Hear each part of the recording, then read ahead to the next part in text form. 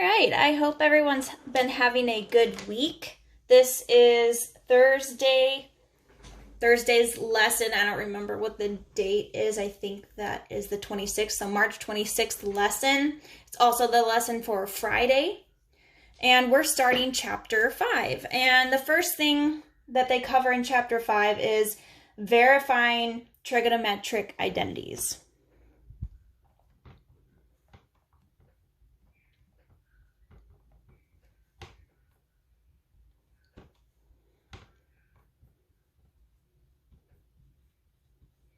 So verifying trig identities. I think this chapter is kind of fun because it's kind of like solving a puzzle. So if you like puzzles, then you might like this. But of course, if you don't like math, then you probably won't. So in chapter 4, we used right triangles to establish relationships among the trig functions. We also talked about some of the fundamental identities. So this is on page 570. I wrote them all out here because we're going to reference them for the rest of this chapter. So these are important fundamental identities. The reciprocal identities, we know that the reciprocal of sine is 1 over the cosecant. Cosecant is 1 over the sine. The reciprocal of cosine is 1 over secant, and then reciprocal of secant is 1 over cosine.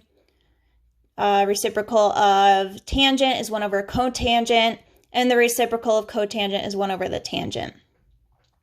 There's also the quotient identities, which basically says that tangent is sine over cosine, and then cotangent is cosine over sine. And then the Pythagorean identities, we talked about a little bit last chapter, but we're going to be using them quite a bit more this chapter. So that said that the sine squared of x plus the cosine squared of x is 1. 1 plus the tangent squared of x is the secant squared of x. And 1 plus the cotangent squared of x is the cosecant squared of x. And then there was also the even odd identities. Basically, all of these identities here are odd, and these are even. So if you plug in a negative x, you end up getting a negative value for all of these. But for these, it stays positive. Okay, so we're going to be referencing these quite a lot. So it's good to know these. Okay, so we're going to use these identities, bringing these back. We're basically going to use these identities to verify other identities. And to verify an identity, we're going to show that one side of the identity can be simplified so that it is identical to the other side. And we want to start with the side that contains the more complicated expressions. So let's do an example. This is example 1 on page 571. It says verify the identity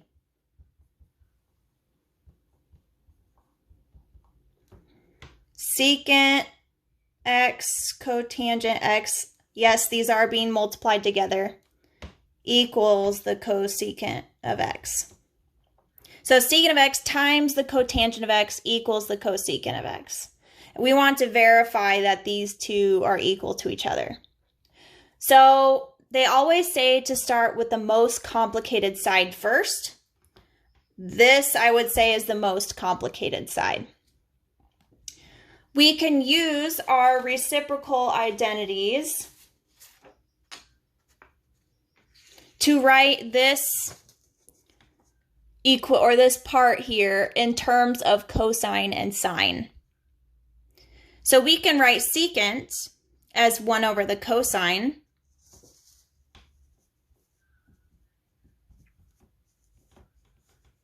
And we can write cotangent as, well, we don't want to write it as 1 over the tangent because we want it in terms of sine and cosine. But we can write it as the cosine of x over the sine of x.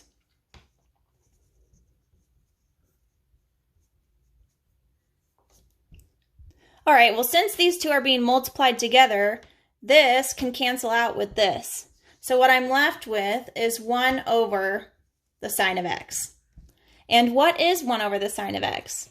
Well, it's cosecant. And see how cosecant equals cosecant. Okay, I want you to do the first checkpoint. So checkpoint number 1, I'll write it down.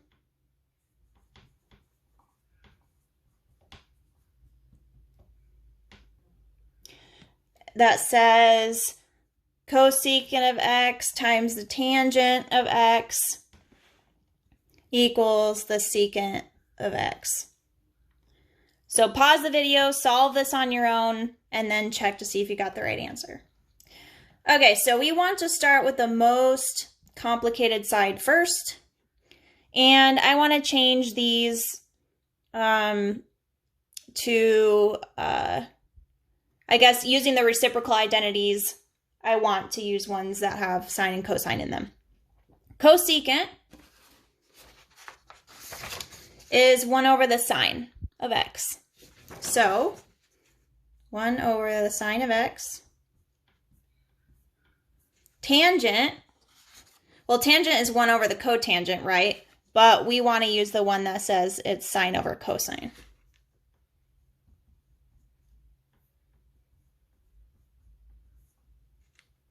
All right, well, notice now since we're multiplying these together, sines will cancel out. You end up getting 1 over cosine of x, and 1 over cosine of x is the secant of x.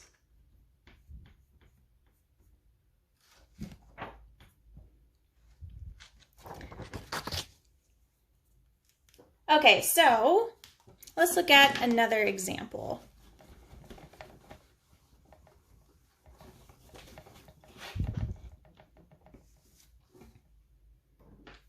Okay, so this is example 2 on page 572. And it says verify the identity.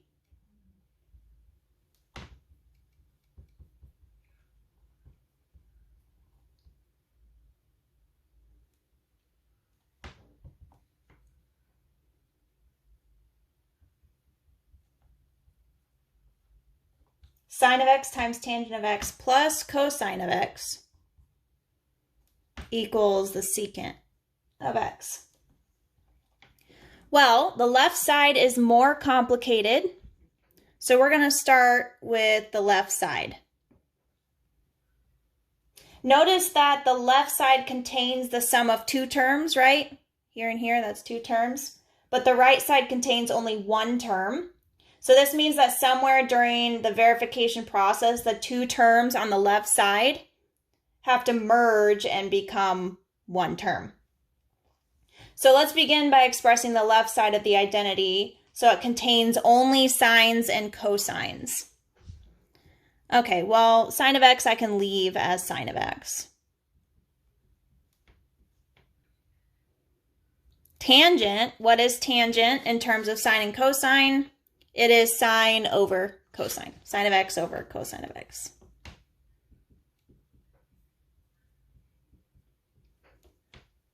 Plus cosine of x, I can leave that.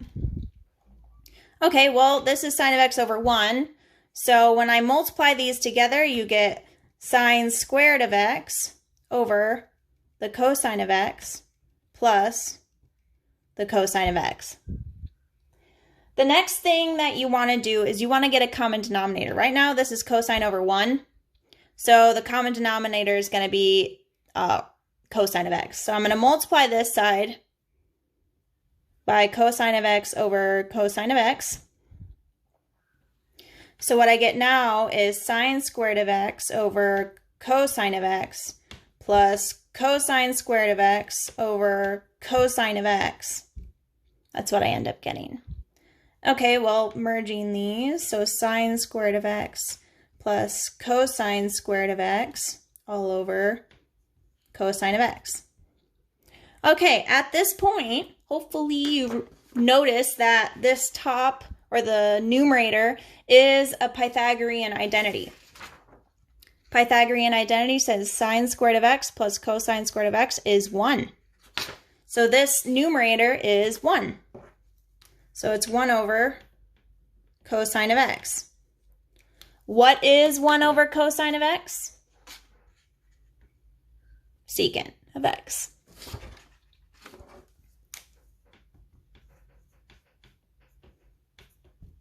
So that ends up working out. Okay, I want you to do checkpoint 2. I'll write it down for you.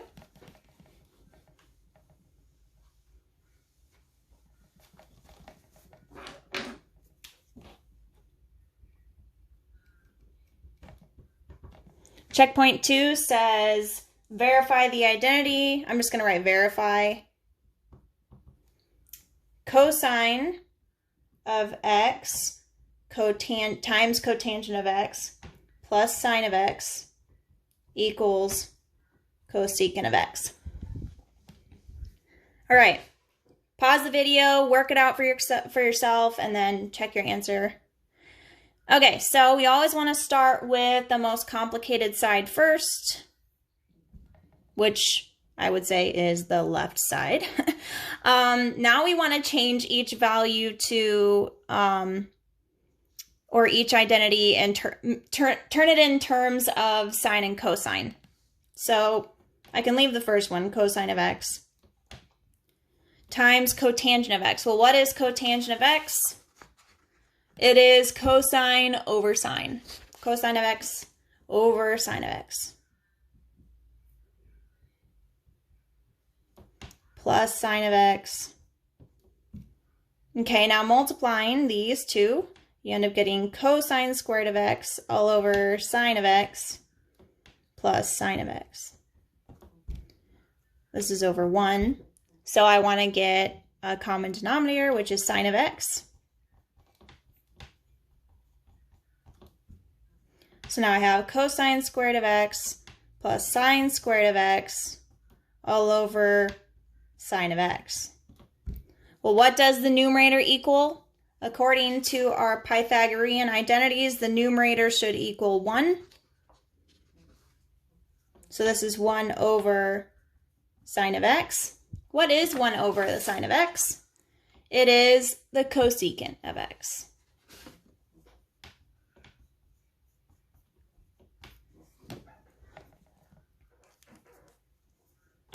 Okay, moving on.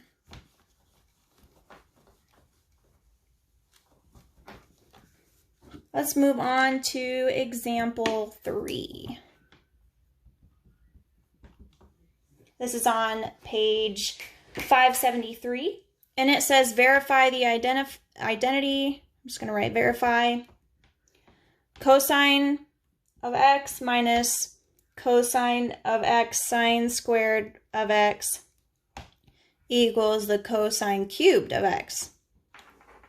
Okay, well, we're going to start with the more complicated side, which is the left side.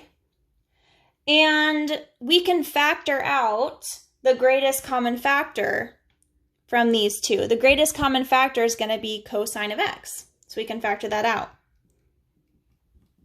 When I factor out a cosine of x from cosine of x, what I'm left with is 1. And when I factor out a cosine of x from this, what I'm left with is sine squared of x. Oops, I don't want that last part. Okay, well, this doesn't look super familiar, right? But if I look at my Pythagorean identities, it says that sine squared of x plus cosine squared of x equals 1. And I can rearrange this to also say that sine squared of x is equal to 1 minus the cosine squared of x, or the cosine squared of x is equal to 1 minus the sine squared of x. Right now we have 1 minus the sine squared of x. So off to the side, I'm going to say sine squared of x plus cosine squared of x is equal to 1. And I want 1 minus the sine squared of x. Well, if I subtract sine squared of x from both sides, I get cosine squared of x is equal to 1 minus the sine squared of x. Okay, so this is 1 minus the sine squared of x, and it's equal to the cosine squared of x. So now what I have is cosine of x times the cosine squared of x. And this ends up equaling cosine cubed of x, which is what we wanted. Okay, I want you to do checkpoint 3. Oops, checkpoint 3. Checkpoint 3 says verify the identity. So it says verify sine of x minus the sine of x times the cosine squared of x equals the sine cubed of x. Pause the video and work it out, and then come back and check your answer. All right, so we want to start with the most complicated side first, which is the left side. So sine of x minus sine of x times cosine squared of x. I can factor out a sine of x from both of these, so sine of x. And I'm left with 1 minus cosine squared of x. Well, according to our Pythagorean identity that says sine squared of x plus cosine squared of x equals 1. If I subtract a cosine squared of x from both sides, I ran out of room over there. I get sine squared of x is equal to 1 minus the cosine squared of x. So this here equals the sine squared of x. So I have sine of x times the sine squared of x, and that is the sine cubed of x, which is what we wanted to verify. All right, last example and checkpoint, and then we'll be done.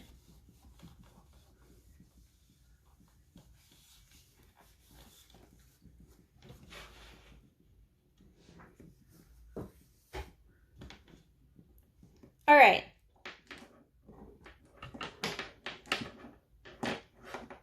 So the last example that we're going to cover today is example 4 on page 573. It says verify the identity 1 plus the sine of theta over the cosine of theta equals the secant of theta plus the tangent of theta. There are two different ways you can solve this, actually, and I'll go over both of them. The first way you can solve it is you can separate this part right here, which, you know, can be written like a plus b over c. You can separate it into a over c plus b over c.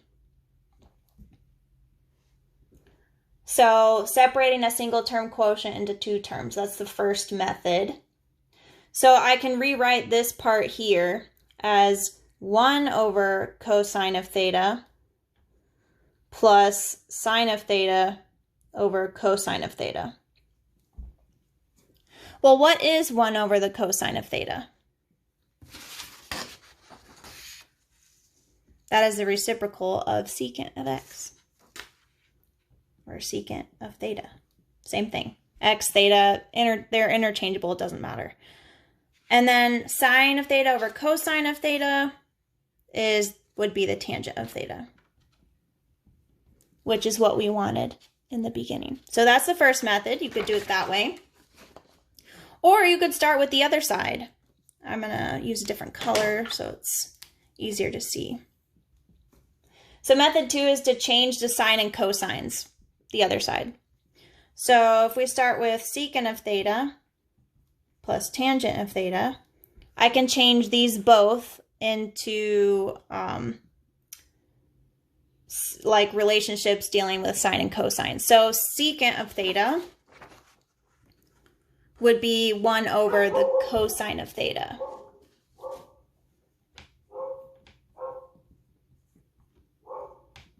And then tangent of theta would be sine of theta over the cosine of theta.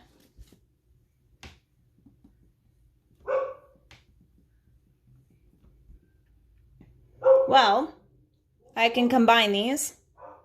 1 plus sine of theta over the cosine of theta, which is equal to the other side. So that's what we wanted too. So either method is fine. You don't need to show both methods. One is fine. Okay, last checkpoint for you to do is checkpoint 4.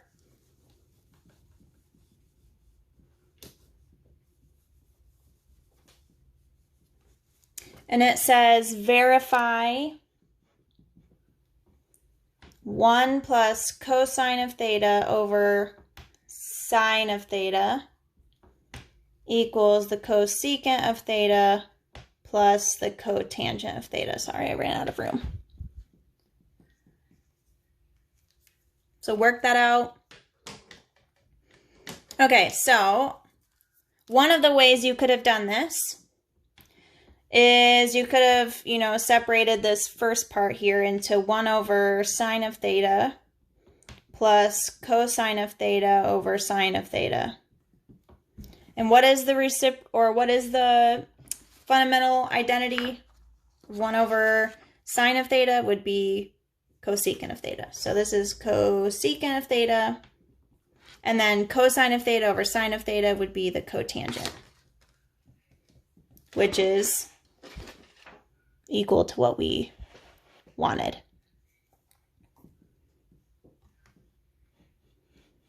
Okay, so that's one way you could have done it. The other way you could have done it is by starting with this side first and changing them into identities dealing with sine and cosine. So cosecant of theta plus cotangent of theta.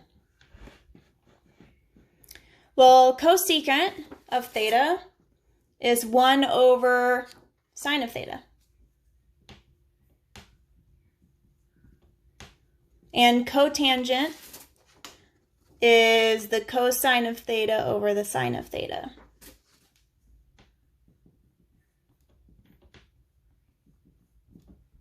Well, they have the same denominator, so just add them together. 1 plus cosine of theta over the sine of theta.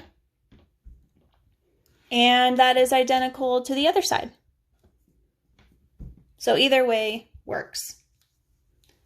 All right, so your homework is posted on the website, and it is due Monday, I believe that's the 30th of March. I'm not completely sure of that, about the date at least, but it is due Monday.